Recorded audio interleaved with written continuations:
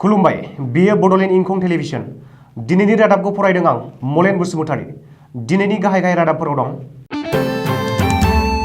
आं खमलानि बोथोराव खमला रानदों, नाथाय हाग्रामाया थांनाय 17 बोसोर जौसो रानदों, बुंदों प्रमद बर'।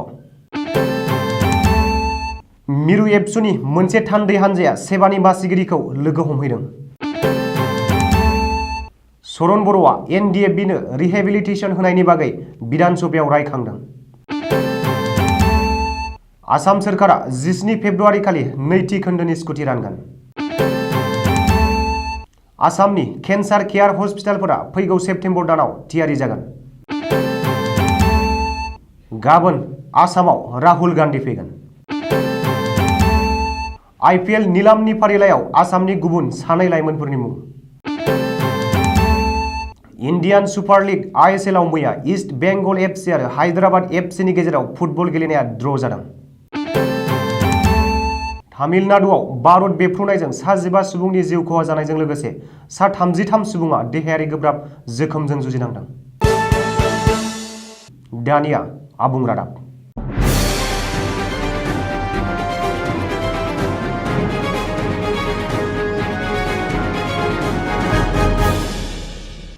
बिटिसिनि गाहाय प्रमद बर'आ दासिमबो जेबो खामानि मावाखै। कारिगावआव थांनायनि फैनायनि खमला फिथाइ बायनानैल' रानथिंलागासिनो होनना बिटिसिनि बारग' गाहाय आरो बिपिएफनि आफादगिरि हाग्रामा महिलारिया अजद होनायनि फिननाय होबाय प्रमद बर'आ। प्रमद बर'आ शुक्रबारखालि हाग्रामानि फिननाय होनानै गाग्लोबफिनदों। मख'नो गोनांदि बाक्सा जिल्लानि तामुलपुराव मैयानिफ्राय खुंनाय इन्टार डिस्ट्रिक्ट काबादि गेलेनायाव बाहागो लानानै बिटिसिनि गाहाय प्रमद बर'आ खौरांगिरिफोरनि सिगाङाव बुंदोंदि आं खमलासो रानदों। खमलाया बोथोरनि फिथाइ। हाग्रामाया जे थांनाय 17 बोसोराव जौ रानदों, गुलि रानदों, आंथ' हिंसा रानाखै, बिस रानाखै, आं हाथियारनि गुलि रानाखै। बबेखानि हाग्रामा महिलारिया थांनाय 17 बोसोराव रायजोखौ रैखाथि होनो हायाखै आरो हाग्रामाया बिटिसिआव 2300 कौटि रां लुथिना थांनाया सुबुंखान्थिनि थाखाय दुखुनांथाव होननानैबो प्रमद बर'आ खौरांगिरिनि सिगाङाव बुंदों। मख'नो गोनांदि हाग्रामा महिलारि आरो प्रमद बर'नि गेजेराव थांनाय बिटिसि बिसायख'थियाव जानाय बानबुंथिनि दावहा आरो अजद होलायनाया दासिमबो जोबनानै थाङाखै। फैबाय थानाय आसाम बिधान सभा बिसायख'थिखौ नोजोर होनानै हाग्रामा महिलारिया प्रमद बर'नि बे दावहाया गोख्रोंसिन जाफिननायखौ नुनो मोन्दों। एबसुनि आफादगिरि दिपेन बर'नि दैदेननायाव मिरु एबसुनि मोनसे थान्दै हानजाया मैया गुवाहाटि नोगोरमानि बामुनि मैदामाव थानाय आर सेबानि गाहाय मावख'आव थांनानै सेबानि मासिगिरिनि डक्टर सि जैनखौ लोगो हमहैदों। एबसुनि अफिसियेल फेसबुक पेजआव फोसावनाय बादिब्ला एबसुनि थान्दै हानजाया सेबानि मासिगिरि डक्टर आर सि जैनखौ लोगो हमनानै बिटिआर गोरोबथानि 6.3 दफा बादियै बिटिआर ओनसोल आरो बिटिआरनि बायजोआव थानाय बर' बिजोंनि गासैबो भेन्सार फरायसालिफोरखौ सोरखारि खालामनांगौनि थाखाय गोसोखांलाय गथायो। मख'नाय बादिब्ला एबसुनि बे दाबि आरो गोसोखांलायखौ आजावना लानायजों लोगोसे बिटिआर गोरोबथानि दफा बादियै मावफुंनो आरो गोसोखांलायखौ सोलोंथाइ मन्त्रि डक्टर हिमन्त बिश्व शर्मानो गथायगोन होननानै सेबानि मासिगिरिया एबसुनि थान्दै हानजानो खोथा होदों। बेजों लोगोसेनो आसामनि सोलोंथाइ दाफामथाय आयेन 2017 बादियै सोरखारि नङै फरायसालिफोरखौ सोरखारि खालामनायाव जायफोर जेंना नुजादों बेनि सायावबो गुवारै आरो गेबेङै सावरायनायनि गेजेरजों जेंनाफोरखौ खम समनि गेजेरावनो नायफामफिननानै सुस्रांनाय जागोन होननानैबो सेबानि मासिगिरिया खोथा होयो। बबेखानि बे सावरायनायाव सोरखारनि बिथिंनिफ्राय हायार एजुकेसन आसामनि बिथोनगिरि ख गितिमणि फुकन, बिटिसिनि सोलोंथाइ बिफाननि डाइरेक्टर जे.पि. ब्रह्म आरो मिरु एबसुनि आफादगिरि दिपेन बर'खौ लानानै लेङाइ आफादगिरि खोरोमदाव औवारी, गाहाय नेहाथारि कनिन्द्र बसुमतारी, लोगो गाहाय नेहाथारि कास्टम बसुमतारी आरो सोलोंथाइ नेहाथारि सोमावसार बसुमतारीया बाहागो लायो। सानथामनि हाबाफारिजों थांनाय बिस्तिबारनिफ्राय सोलिनाय बिधान सभा बाजेट जथुमाव एनडिएफबिनि सोद्रोमाफोरनो राङारि अनसुंथाइ एबा रिहेबिलिटेसन होनायनि बागै रायखांदों बिपिएफनि एमएलए सरन बर'आ। बिधान सभायाव सरन बर'आ बुंदों दि एनडिएफबिनि सोद्रोमाफोरनो रिहेबिलिटेसन होनाया दासिमबो आद्रा जानानै दं आरो मोननो गोनां खाबुफोरखौ मोनफुङाखै। गुबुन फारसे एनडिएफबिनि माखासे सोद्रोमा आरो दैदेनगिरिफोरा दासिमबो लिगेल इस्युजों मोगा-मोगि जानांगासिनो दं। बिटिआर गोरोबथायाव सागान होनायनि उनावबो एनडिएफबिनि गाहाय रन्जन दैमारिया दासिमबो जोबथेसालियावनो थानो गोनां जादों। बबेखानि रायजो सोरखारा थिउरिया गैयै आसाम सोरजिनो नागिरदों, नाथाय बिसोरनि दाबि दावाफोरखौ सुफुंनायाव नोजोर होआखै होननानैबो सरन बर'आ अजद होदों। आसाम सोरखारा फैगौ 17 फेब्रुवारि खालि एचएस जोबथा आनजादाव सेथि थाखोआव उथ्रिसारनो हानाय फरायसुलिफोरनो नैथि खोन्दोनि स्कुटि रानगोन। गिबि खोन्दोनि स्कुटि रानखांनायनि उनाव नैथि खोन्दोनि स्कुटि राननो थाखाय आसाम सोरखारा लाहार फाहार खालामगासिनो। शुक्रबारखालि बिधान सभा बाजेट जथुमाव भट अन एकाउन्ट बाजेट फरायथिनायाव आसामनि राङारि, सावस्रि, सोलोंथाइ आरो पिडब्लिउडि बिफाननि मन्थ्रि डक्टर हिमन्त बिश्व शर्माया बे बाथ्राखौ फोरमायदों।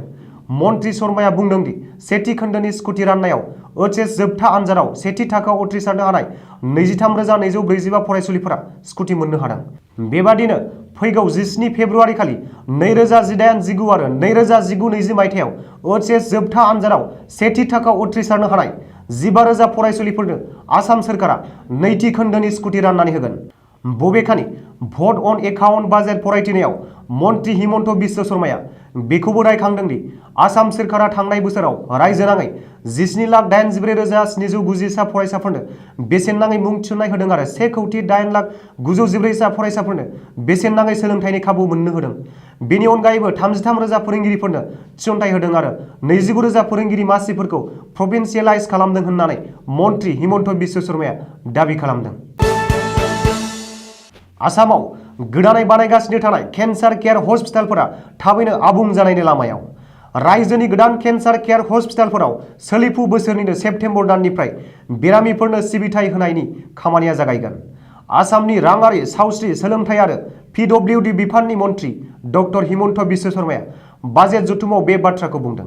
मख'नो गोनांदि राङारि मन्थ्रि डक्टर हिमन्त बिश्व शर्माया मैया आसाम बिधान सभानि बाजेट जथुमाव फैबाय थानाय मोननैसो दाननि थाखाय भट अन एकाउन्ट बाजेटखौ थिसनो। बे भट अन एकाउन्ट बाजेटआवनो गोदानै बानायनाय केन्सार हस्पिटालफोरा फैगौ सेप्तेम्बर दाननिफ्राय बेरामिफोरनो फाहामथाय होनो हानाय खाबुआ जागोन।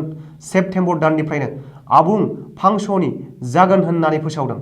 मख'नो गोनांदि आसाम सोरखारनि नाजानायाव गुवाहाटी, डिब्रुगड़, बरपेटा, डिफु, तेजपुर, लखिमपुर, जरहाट, मंगलदै आरो क'क्राझाराव गोदानै गं 9 केन्सार केयार हस्पिटाल बानायनायनि खामानिया बे समाव सोलिफुगासिनो दं।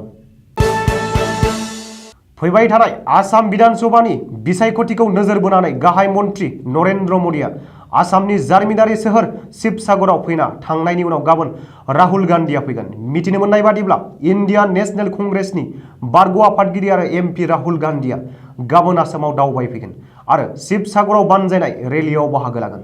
बबेखानि गाबोन शिबसागराव बानजायनो गोनां कंग्रेस दोलोनि एबा राहुल गान्धीनि रेलियाव खमैबो 20,000 कंग्रेस पार्टीनि दैदेनगिरि आरो मावथिफोरा बाहागो लागोन होननानै कंग्रेसनि दैदेनगिरिफोरा मिजिंथिदों होननानै मिथिनो मोनदों। मख'नो गोनांदि शिबसागर आरो नाजिरा बिधानसभा मासिया गोलाव बोसोर सिगांनिफ्रायनो कंग्रेसनि दखलाव दं आरो बे मोन्नैबो मासिखौ कंग्रेसआ गावनि आखायावनो लाखिफिननो थाखाय गोख्रों नाजाथाबदों। आसामनि गेलेमु बिथिङाव मोनसे मोजां खौरां। सोलिफु 2021 मायथाइयाव खुंजानो गोनां 14थि इन्डियान प्रिमियार लिग सुंद'यै आइपिएलआव जायगा आवग्रिनो हादों आसामनि गुबुन सानै लाइमोनफोरा। रियान परागनि अनगायैबो 2021 मायथाइनि आइपिएलनि थाखाय सायख'जानाय आसामनि गुबुन सानै क्रिकेटारआ जादों साहिल जैन आरो पेस बलार राजाकुद्दिन आहमेद। मख'नो गोनांदि फैबाय थानाय आइपिएलनि निलामनि थाखाय भारतीय क्रिकेट कन्ट्रल बोर्ड सुंद'यै बीसीसीआईआ बिस्तिबारखालि फोसावनाय सा 300 क्रिकेटारफोरनि फारिलाइयाव रियान परागजों लोगोसे आसामनि गुबुन सानै लाइमोन क्रिकेटार साहिल जैन आरो राजाकुद्दिन आहमेदनि मुङाबो फोसावजादों। ओरैहाय रियान परागखौ 14थि आइपिएलनि थाखाय राजस्थान रयेल्सआ रिटेन खालामखाबाय होननानै सुलुं मोनदों। जुदि साहिल जैन आरो राजाकुद्दिन आहमेदाबो आइपिएलनि निलामाव बायजायोब्ला देग्लायनि आइपिएल मेचआव 3 असमिया क्रिकेटारफोरखौ नुनो मोननाय जागोन। इन्डियान सुपार लिग सुंद'यै आइएसएलआव मैया इस्ट बेंगल एफसि आरो हायद्राबाद एफसिनि गेजेराव फुटबल गेलेनाया जोबनानै थांबाय। मोनथिनाय बादिब्ला मैयानि गेलेनायाव इस्ट बेंगल एफसिआ हायद्राबाद एफसिखौ गल-से सोनो हादोंमोन आरो हायद्राबाद एफसिआबो इस्ट बेंगल एफसिखौ गल-से सोनो हादोंमोन। जाहोनाव मैयानि इन्डियान सुपार लिग आइएसएलआव इस्ट बेंगल एफसि आरो हायद्राबाद एफसि बे मोननै हानजानि गेलेनाया ड्र' जादों होननानै सुलुङाव फोरमायनाय जादों।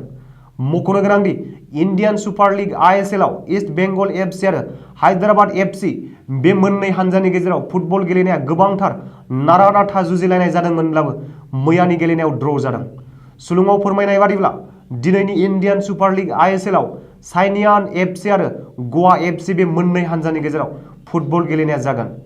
बिसोरनि गेलेनाया दाहाय मोनाबिलिनि 7:30 रिंगानिफ्राय जागायगोन। तामिलनाडुनि मिरुधु नोगोराव मोनसे हरखाब जाब्रबथायजों अर जोंब्लावदों। मोनथिनाय जायोदि तामिलनाडुनि मिरुधु नोगोर जिल्लायाव बारुद बेफ्रुनानै अर जोंब्लावदों आरो 15 सुबुंनि जिउ खहा जादों। सुलुङाव फोरमायनाय बादिब्ला तामिलनाडुनि मिरुधु नोगोर जिल्लायाव थानाय मोनसे दारिमिनाव बारुद बानायनाय जादोंमोन, जाय बारुद बानायनायाव केमिकेलफोरखौ हुथ्रोदफ्लांनानै अर नांनाय जाथाया जानो मोनदों। मख'नो गोनांदि बारुदआ मोनसे खथायाव बेफ्रुनायनि जाहोनाव अर जोंनाया जागायो आरो बेनि उनाव गुबुन मोनद' खथायावबो बारुद बेफ्रुनानै अर जोंब्लावनाय जाथाया जादों होननानै मोनथिनाय जादों। जाहोनाव बे अर जोंब्लावनाय जाथायजों थासारिया खामनायजों सेवहांखार जादों। बे जाथायजोंनो 15 सुबुङा जिउ खहा जानायजों लोगोसे 33 सुबुङा देहायारि गोब्राब जोखोम जानायजों जुजिनांदों होननानै सुलुङाव फोरमायनाय जादों। मोनथिनाय बादिब्ला पुलिस बिफाना जाथायसालियाव थांनानै दारिमिननि बिगोमाजों लोगोसे 3 सुबुंखौ खाबाय आरो दायो बे जाथायनि सायावनो नायबिजिरनाय खामानिया सोलिगासिनो दं होननानै मोनथिनाय जादों। दिनैनि रादाबा एसेनोसै, गोजोन्थों।